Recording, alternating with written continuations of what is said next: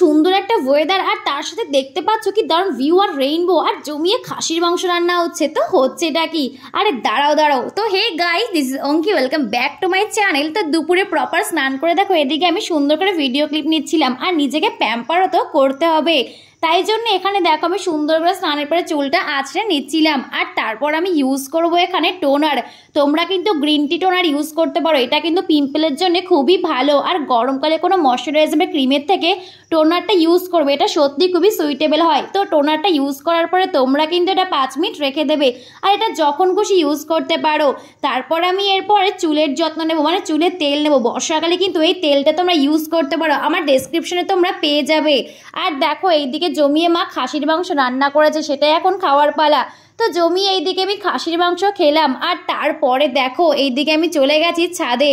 গিয়ে দেখি খুব পরিমাণে বৃষ্টি হয়েছে। ওয়েদারটা দেখেছো, আমাদের ছাদ থেকে কি দারুণ ভিউ দিচ্ছিল। তো আমার তো ছাদের ওপর যেতে খুবই ভালো লাগে, কিন্তু আমি যাই না। তো তোমাদের কেমন লাগলো ভিডিওটা কমেন্টে বলো।